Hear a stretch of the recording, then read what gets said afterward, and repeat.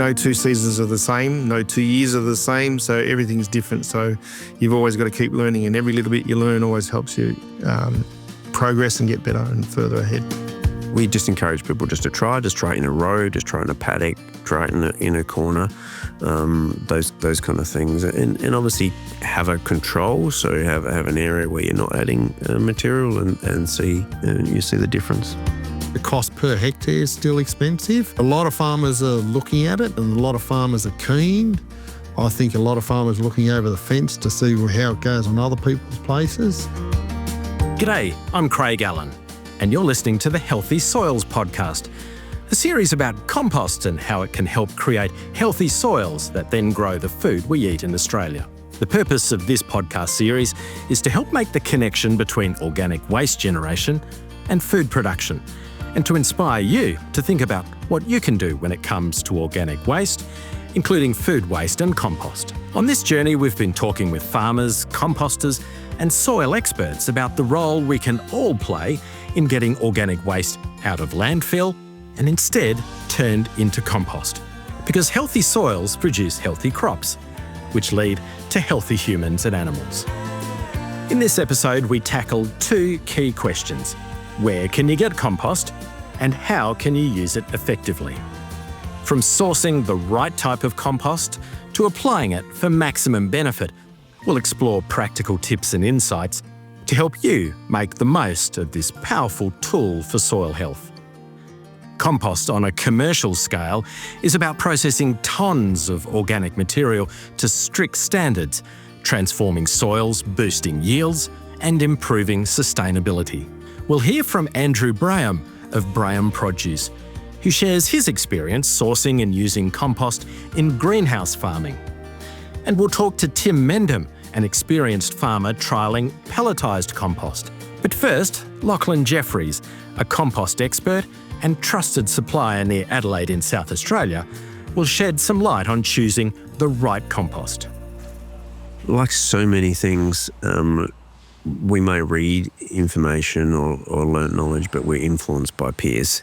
And so many, they could be, seeing some other farmer in the district using something, their neighbour, those kind of things. So, it is really big on what are they trying to achieve. We had one farmer who was using compost, and it was a fringe benefit. They didn't even realise that in the wet, when they're normally harvesting in the winter, they could get onto their compost paddocks quicker than what they could the ones they hadn't used. And that was a major benefit of getting to market than leaving their potatoes stuck in the mud as it is. If a vineyard is planting some new plantings, they've only got one opportunity to get compost into the soil, so they will apply and try and get compost and get what's called a rip row. So actually try and get it at depth a metre or so down, so as that vine grows, it can access that sort of life and diversity in the longer term. We just encourage people just to try it in a row, just try it in a paddock, try it in a corner, those kind of things, and obviously have a control, so have an area where you're not adding material and see the difference. One of Lachlan's customers is Andrew Braham, who runs Braham Produce, who are renowned for their high-quality capsicums, or bell peppers, and commitment to sustainability. What started as a small 5-acre hobby farm has grown into a commercial business. Today, they're known for advanced irrigation systems, climate-controlled greenhouses, and innovative pest management using beneficial insects. Andrew is passionate about soil health, and he explains how they bring in truckloads of compost from Lachlan's company, Jefferies, to create ideal growing conditions on their farm. We've been farming here since 2002. It used to be an old vintage where they used to grow wine. We bought the land, cleared the grapes out, cleared the land out and levelled it out and started building greenhouses and just did it sort of as a side practice, We started to learn about soil health and good soil practices, and then we got into using compost. And we did a lot of trials with compost on the amount we applied, thickness, depth, how often, all those sorts of things. And then as we slowly got into it more and more, We actually put a formula out that we use ourselves, that we've done ourselves and dedicated to ourselves, and we've found that to be really good. So we don't over-compost, we don't under-compost, and we feel we've got the right mix. We're not a hydroponic grower, we're actually a soil grower, so we're still the old traditional ways, but we do it in high-tech houses. So we've got a few bells and whistles that go with it, but we're still in soil production. We create humidity for the greenhouses, we control temperature, climate, all those sorts of things. So yes, we're protecting cropping, as in the sense, but in soil. When you're growing, the plant is actually mining minerals out of the soil. The best way I explain it is that we get up every morning, the day starts, we have breakfast, we burn energy. Our energy get a bit low, we have lunch, our energy get a bit low again, we have dinner. Same thing. Plant needs the same thing. When it gets up in the morning, it wakes up, it starts to transpire, which means it starts to take up all its nutrients and food from the ground. It then uses that food to produce food, so to produce its product. So there's either a vegetative state or a generative state. Vegetative state meaning it grows leaves, generative state means it grows fruit. And that's what we control as a grower, we're controlling that balance. But it needs nutrients to feed itself too. You've got to have organic levels in your soil. The higher your organic levels is, the better it is, and we get our organic levels from the compost.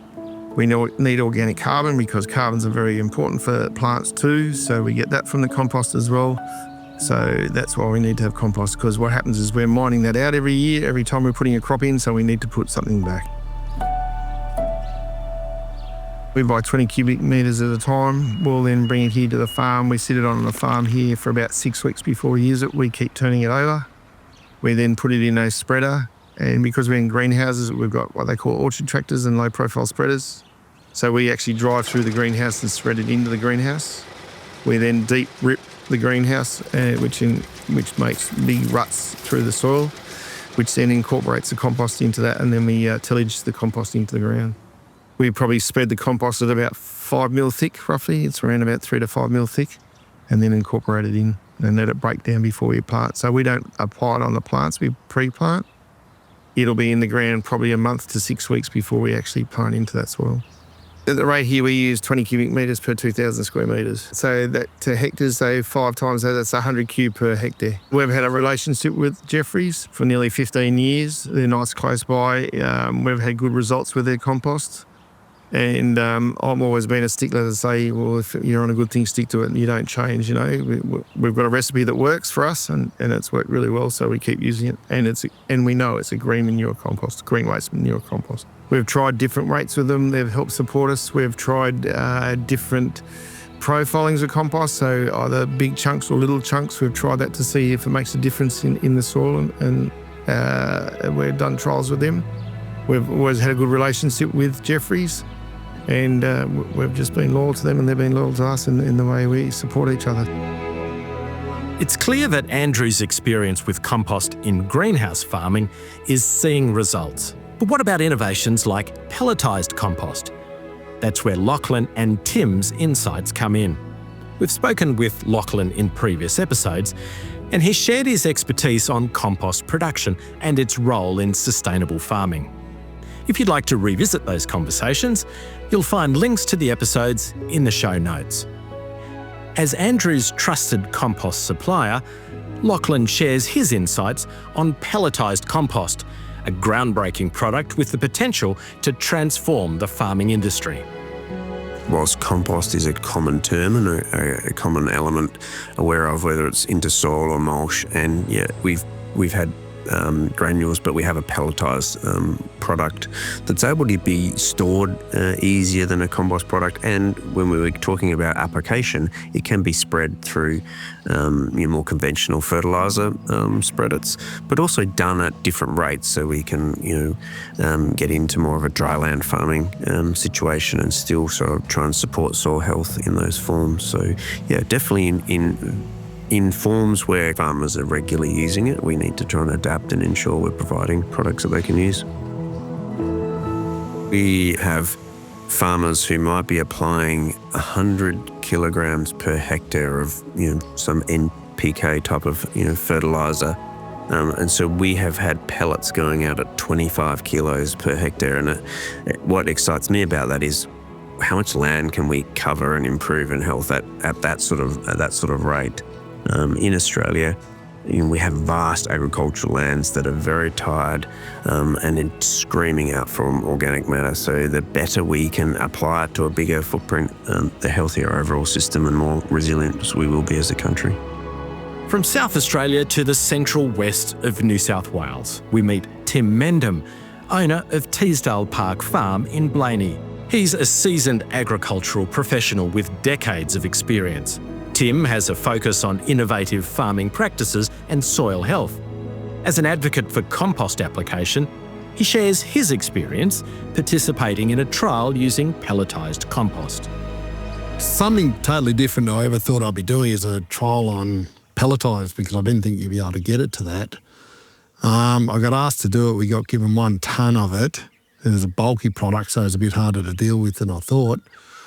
And we just got asked to sow at 4 different rates, 0, 50, 100, 150. And we did 4 passes each time with the combine, sowing barley and to feed back through our own cattle. And we'd do 4 passes at 1 rate. We'd sow at 0 fertiliser and just straight barley, and then we'd go into the next cattle, recalibrate the combine and sow another 4 passes, shut the fertiliser off again, sow another 2 passes with nothing, turn around and calibrate the combine again and sow another 4 passes of that, and took a fair bit of time for the day, but I think the results showed that it was worth it. We got a John Deere direct drill machine, a disc machine, and you put the seed in the front box and the compost in the back box, and you calibrate it by turning the wheel 13.5 times each time and doing a bit of sums on the calculator. And then you, as it drives, the faster you drive, the faster it sows, so it always stays at that same rate.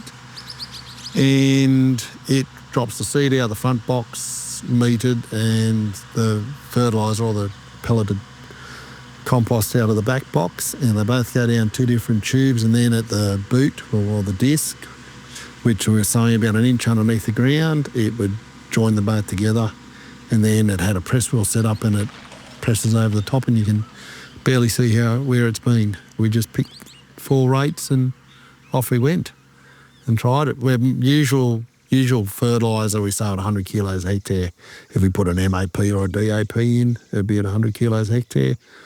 So that's where we sort of wanted to try, and it was silly going too high because it'd be uneconomical, because you'd be filling the combine too much and too much time of doing that. So we sort of picked about 100 to start with.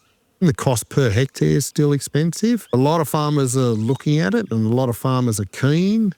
I think a lot of farmers are looking over the fence to see how it goes on other people's places.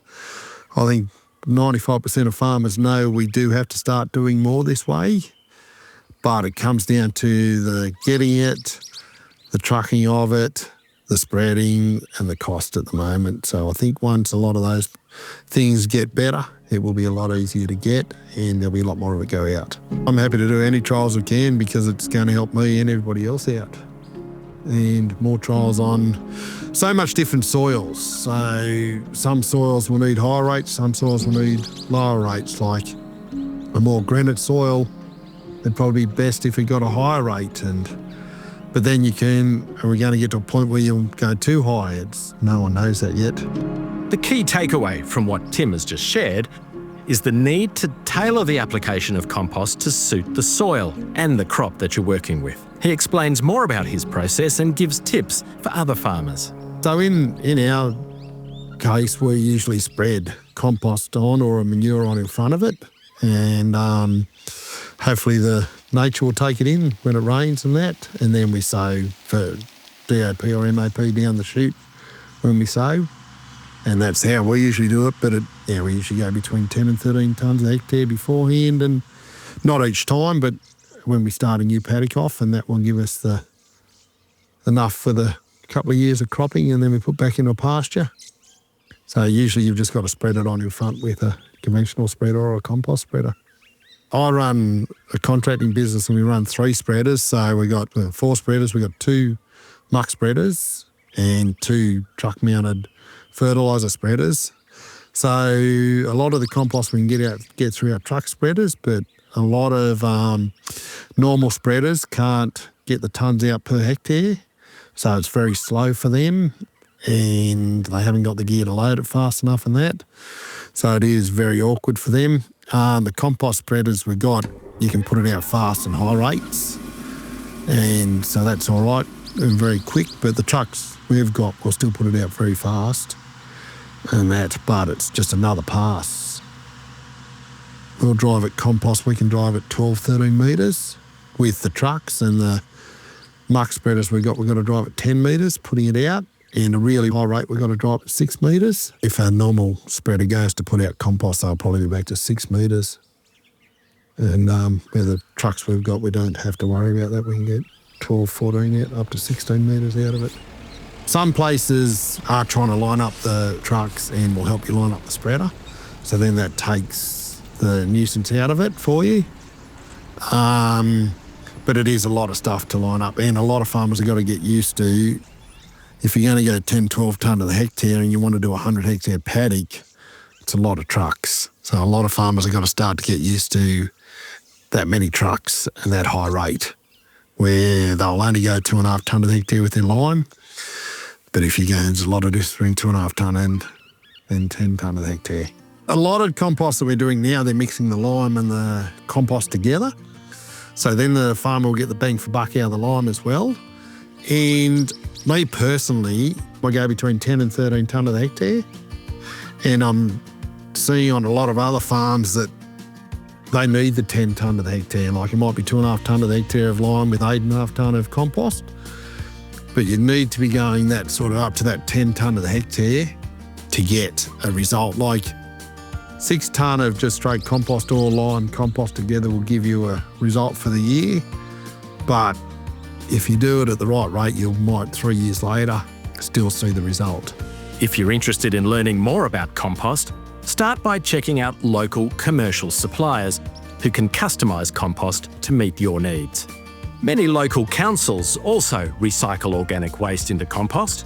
Be sure to see what's available in your area. Alternatively, on-farm composting can be a cost-effective option. We've included helpful resources in our show notes to guide you. Let's close with a final thought from Tim, who shares what he believes will drive the compost industry forward. I think the people selling the compost have got to show more what's actually in the compost. So then the farmers can work out their rates better, they can see what they're going to get, and then for their game plan, they can make it suit better. Thanks for joining us on the Healthy Soils podcast. Don't forget to subscribe and check out the show notes for more resources.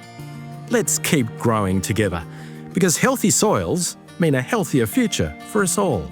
You can find more information about what we discussed in the show notes, or you can go to the website to find out more. I've been Craig Allen. Thanks for listening to the Healthy Soils podcast.